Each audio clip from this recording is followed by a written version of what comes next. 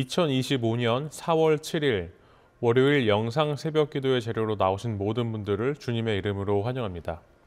이 시간 우리의 신앙 고백을 하며 예배의 자리로 나아가겠습니다. 나는 전능하신 아버지 하나님, 천지의 창조주를 믿습니다.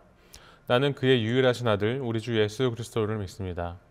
그는 성령으로 잉태되어 동정녀 마리아에게서 나시고 본디오 빌라도에게 고난을 받아 십자가에 못 박혀 죽으시고 장사된 지 사흘 만에 죽은 자 가운데서 다시 살아나셨으며 하늘에 오르시어 전능하신 아버지 하나님 우편에 앉아 계시다가 거기로부터 살아있는 자와 죽은 자를 심판하러 오십니다.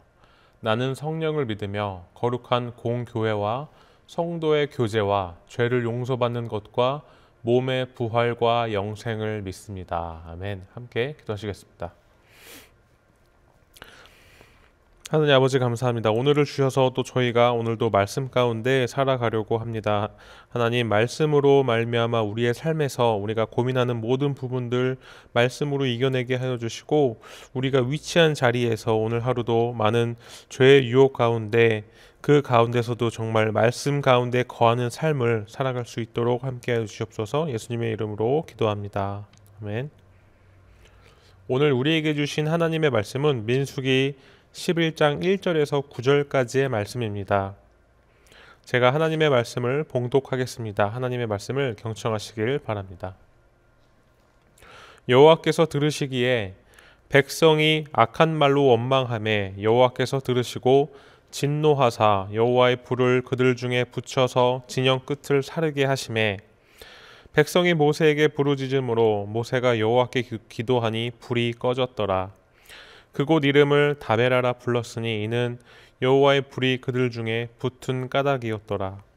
그들 중에 섞여 사는 다른 인종들이 탐욕을 품음에 이스라엘 자손도 다시 울며 이르되 누가 우리에게 고기를 주어 먹게 하랴. 우리가 애굽에 있을 때에는 값없이 생선과 오이와 참외와 부추와 파와 마늘들을 먹은 것이 생각나거늘 이제는 우리의 기력이 다하여 이 만나 외에는 보이는 것이 아무것도 없도다 하니 만나는 가시와 같고 모양은 진주와 같은 것이라. 백성이 두루 다니며 그것을 거두어 맷돌에 갈기도 하며 절구에 찢기도 하고 가마에 삶기도 하여 과자를 만들었으니 그 맛이 기름 섞은 과자 맛 같았더라. 밤에 이슬이 진영에 내릴 때에 만나도 함께 내렸더라. 아멘. 사랑하는 성도 여러분, 우리는 살아가면서 하나님께 받은 은혜를 쉽게 잊어버릴 때가 많습니다. 특별히 어려움이 찾아오면 과거의 삶이 더 나았던 것처럼 느껴지고 불평과 원망이 입에서 나오기도 합니다. 오늘 본문인 민수기 11장 1절에서 9절에서도 이스라엘 백성들은 광야에서 하나님께 불평하며 애굽에서 먹었던 것들을 그리워합니다. 하나님께서 매일 하늘에서 만나를 내려주셨음에도 불구하고 그들은 감사하기보다 불만을 토로하며 자신의 욕심을 채우려 합니다. 우리는 이스라엘 백성들의 모습을 보면 어떻게 하나님께 받은 은혜를 그렇게 쉽게 잊을 수 있을까라고 생각할 수 있습니다. 그러나 우리의 삶을 돌아보면 우리도 때때로 하나님이 주신 것에 만족하지 못하고 불평할 때가 있죠. 오늘 말씀을 통해 우리가 하나님께 받은 은혜를 어떻게 바라봐야 하는지 그리고 원망과 불평이 우리의 신앙에 어떤 영향을 미치는지 함께 살펴보기를 원합니다. 우선 첫 번째로 불평은 하나님의 마음을 아프게 합니다. 이스라엘 백성들은 광야에서 하나님께서 베푸신 은혜를 잊어버리고 불평하기 시작했습니다. 1절을 보면 백성들이 여호와께 대해 불평하자 여호와께서 이를 듣고 진노하셨다고 기록되어 있습니다. 결국 진영 끝에서 불이 나와 백성들을 태우는 심판이 임한 것이죠. 여기서 우리는 불평이 단순한 감정의 표현이 아니라 하나님을 향한 신뢰 부족과 연결되어 있음을 알 수 있는 것입니다. 우리가 삶에서 어려움을 겪을 때 불평이 자연스럽게 나오기도 합니다.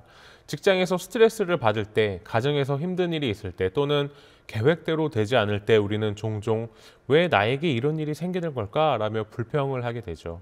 하지만 우리가 기억해야 할 것은 불평은 단순히 우리의 상황에 대한 반응이 아니라 하나님을 향한 태도를 드러낸다는 점입니다. 이스라엘 백성들은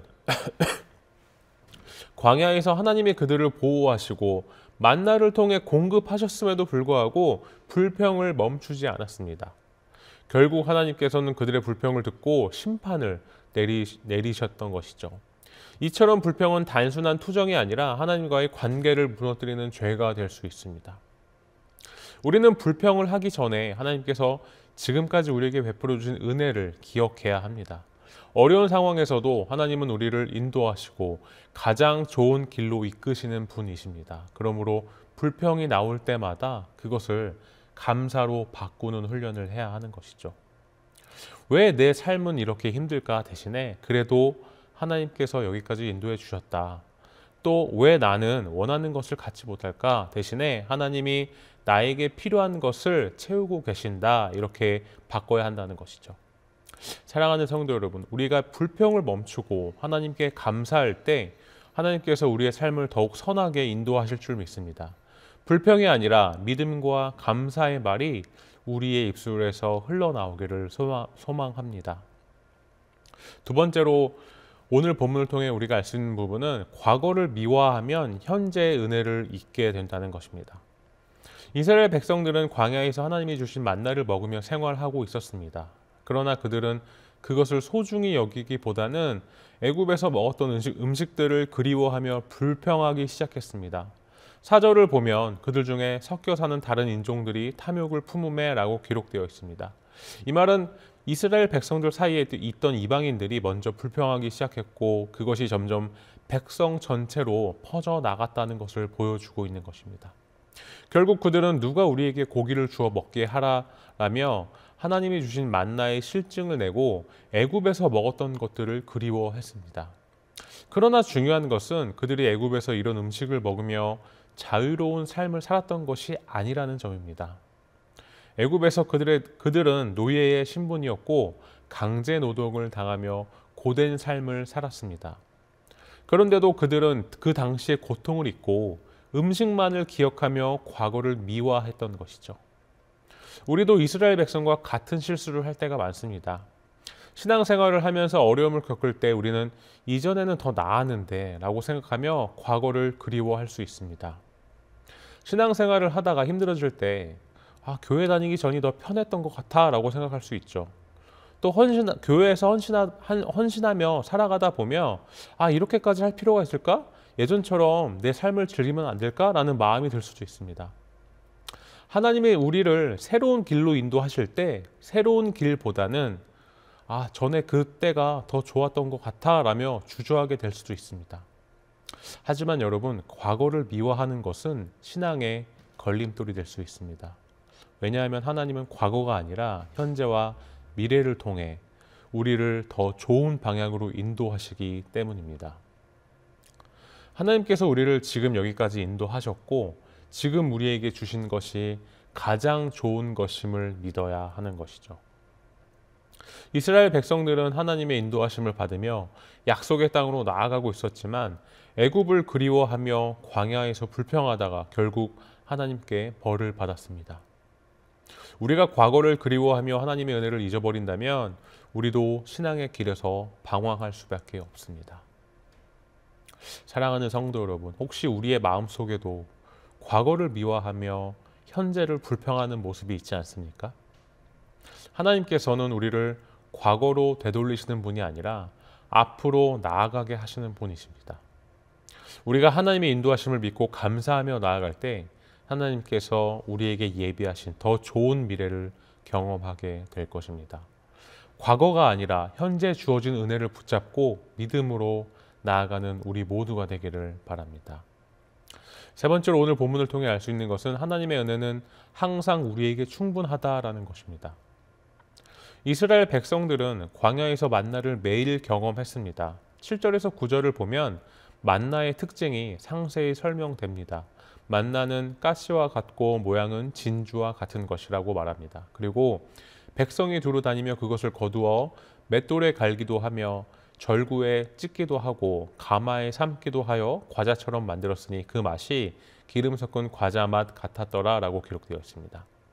하나님께서 이스라엘 백성을 위해 준비하신 이 만나는 단순한 음식이 아니었습니다. 이것은 하나님이 직접 하늘에서 내려주신 기적이었고 그들이 살아가는 데 필요한 모든 영양을 공급해주는 완전한 양식이었습니다.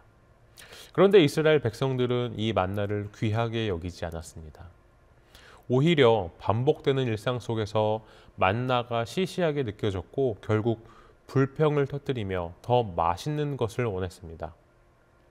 이것은 우리의 신앙생활과도 비슷합니다. 하나님께서 우리에게 날마다 베풀어 주시는 은혜를 당연하게 여길 때 우리는 감사하기보다는 불평하게 됩니다.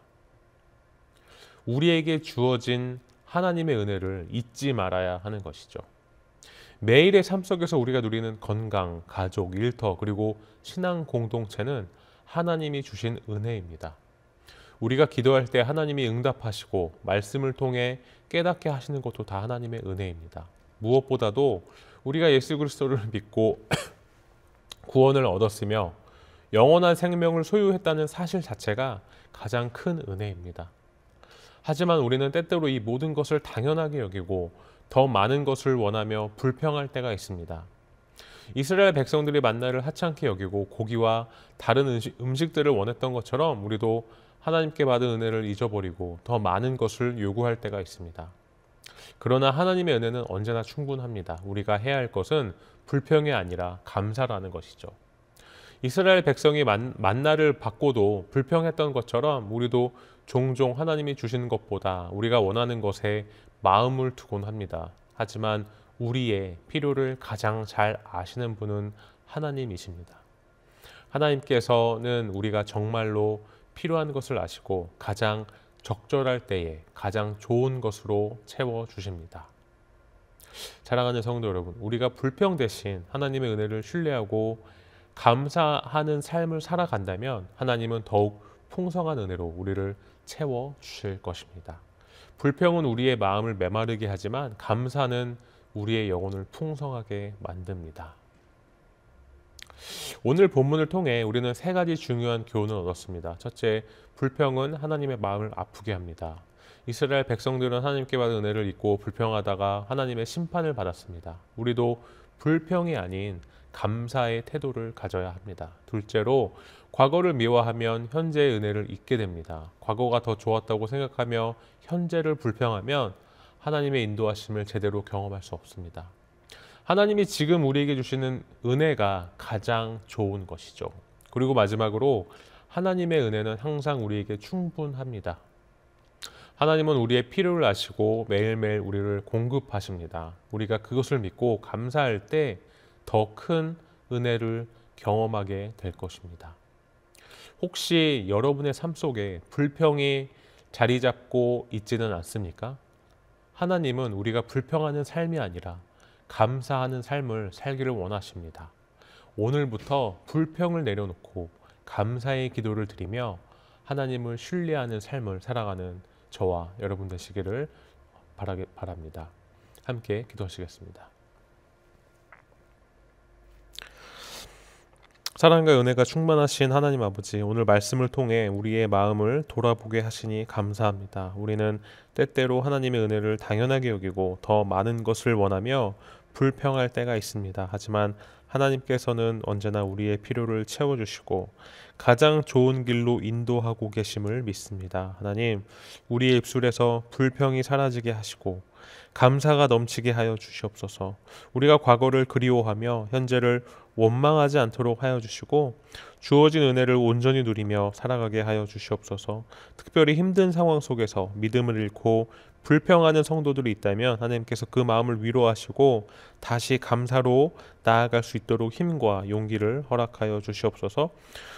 우리가 날마다 하나님의 은혜를 기억하며 믿음으로 살아가기를 소망합니다. 하나님, 감사드리며 우리를 죄에서 구원하시고 참된 만족을 주시는 예수 그리스도의 이름으로 기도합니다. 아멘. 이제 개인 기도의 시간입니다. 계속해서 기도의 자리로 나아가시길 바랍니다.